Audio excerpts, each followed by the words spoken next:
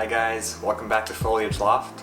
My name is Liam, and today we're going to talk about Peperomia plants and why I think they're the best small and compact plants for your home. So first I'm going to talk a little bit about Peperomias in general, and then I'm going to show you some of the Peperomias I have in my collection. This is a flowering family of plants. It's a pantropical family, meaning that you can find them in tropical areas both in the northern and southern hemisphere. So I think one of the most appealing things about Peperomia plants is just how small and compact they are. They definitely have a very well-defined shape. They're often kind of small and bushy looking. Peperomias will rarely exceed more than a foot in height, and they are quite slow growing overall. So yeah, it's nothing like a monstera or a pothos, which can grow extremely rapidly and kind of overwhelm you and take over your space. These guys are going to stay nice and small. And you rarely have to repot these plants. If you bring one home and it's in a small plastic nursery pot, you could probably leave it in that pot for quite some time, probably a year, 2 years, or even 3 years. But if you do decide to repot, you only really want to go up a size, like maybe an inch bigger. So if it's in a 4-inch pot, only move it up to a 5-inch pot, because these plants do like to be fairly root bound and have a pretty small container to grow in.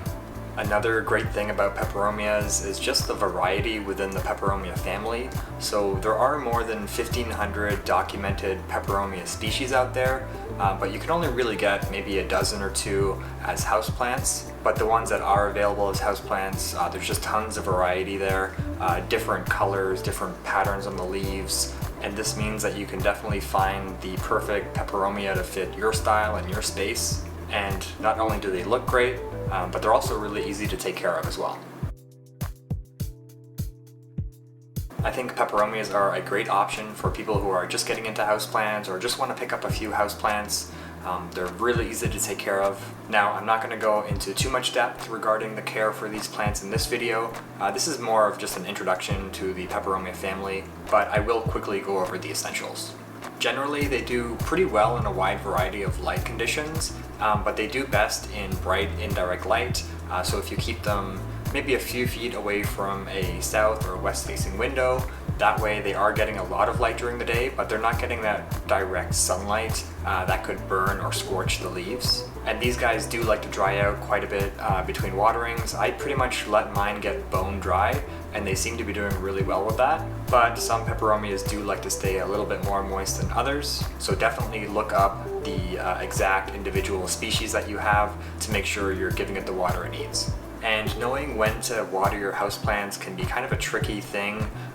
It's always best to use a moisture meter, but the really great thing about these plants is that it's just so easy to figure out when to water them. You can do what's called the taco test. So if I take this guy here and I just give the leaves a little squeeze, you can see this one is folding in very easily, and you can just squeeze a few of the leaves just to make sure, but yeah, they're all pretty much folding quite easily.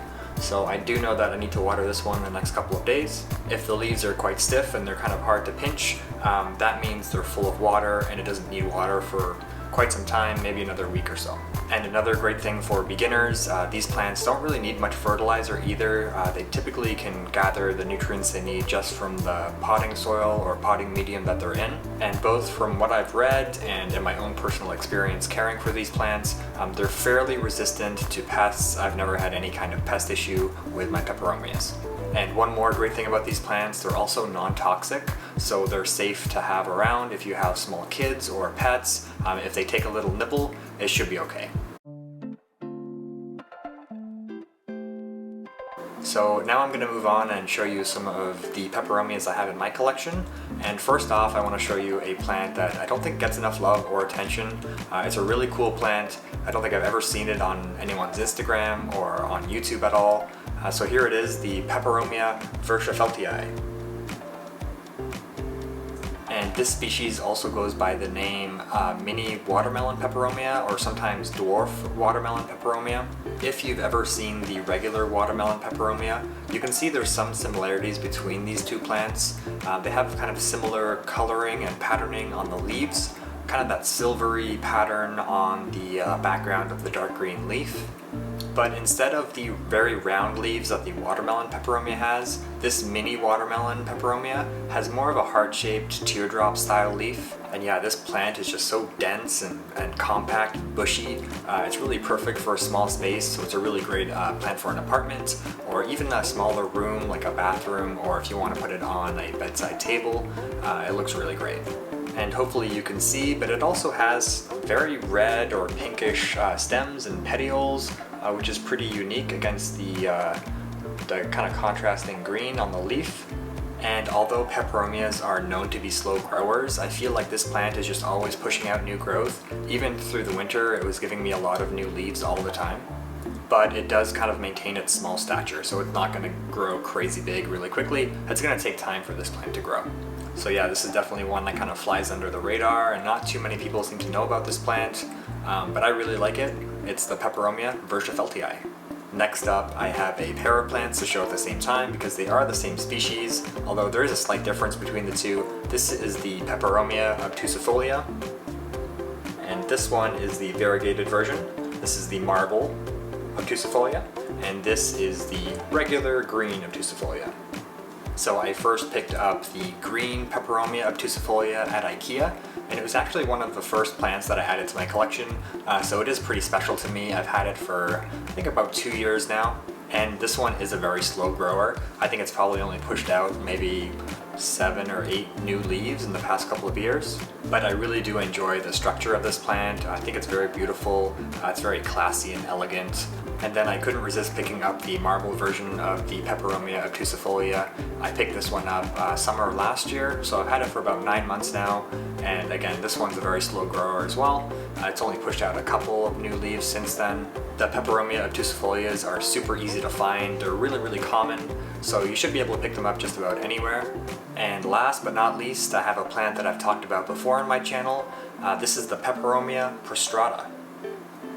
It's also known as the string of turtles. So obviously they got this name from the very unique pattern on the leaves. Kind of looks like a turtle shell, which is pretty neat. And as you can see, this one looks quite different from some of the other peperomias. This one is a trailing plant. Another difference of the string of turtles is that this one actually grows pretty fast. So I was pretty surprised when I brought this one home. It started pushing out new growth immediately, and it kind of didn't really stop until recently. And you can see that mine here has a whole bunch of flowers. So those little curly spikes you see on the ends of the stems, those are actually flowers.